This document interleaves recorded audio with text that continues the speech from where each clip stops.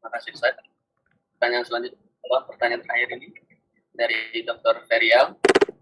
Assalamualaikum Ustaz. Bagaimana menghadapi orang ataupun pemimpin yang sepertinya baik, diam, padahal tidak dalam kenyataan? Masya Allah. Iya jemaah. Ada orang yang pandai bertopeng. Makanya kita kalau kepingin tahu orang baik, kata Nabi SAW, khairukum khairukum li ahli.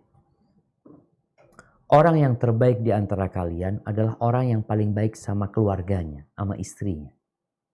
Karena sulit bagi dia untuk bertopeng di depan istrinya, yang tiap hari kumpul. 24 jam kadang-kala bersama istrinya. Tapi kalau di depan orang, makanya banyak orang-orang yang kalau mau jadi pemimpin, itu kayak orang paling baik jemaah.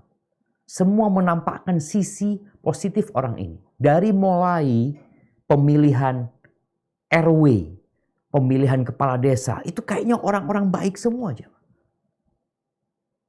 Kalau kita tahu dia ini bukan orang baik,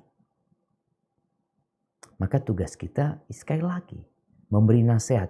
Kalau mungkin Anda nggak bisa ngasih nasihat, umpamanya Ustaz, Anda nggak bisa, nggak mampu, cari orang yang bisa ngasih nasihat. Ada orang umpamanya, ini pemimpin dekat sama seorang ustadz umpamanya. Ini ustadz nggak tahu. Kita tahu umpamanya. Kita sampaikan, Pak Ustadz, mohon maaf Pak Ustadz ya. Ustadz kan dekat sama fulan umpamanya.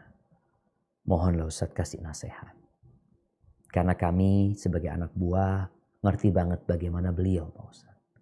Beliau itu seperti ini, seperti itu. Ini ghibah yang diperbolehkan. Dalam rangka mencari solusi, dalam rangka merubah sebuah kemungkaran. Kita sampaikan seperti itu dengan harapan orang yang dekat ini ngasih tahu. Karena kadang-kala nggak tahu jemaah. Anak kalau ketemu sekali sama orang, dia tersenyum baik, anak anggap orang baik. Tapi yang tahu sama dia sebenarnya tadi kan, anak buahnya yang ngerti, aduh, hada na'udzubillah Ustaz. Na'udzubillahnya orang. Dia pandai bertopeng Ustaz. Ada yang seperti itu. Maka kita nggak boleh membiarkan.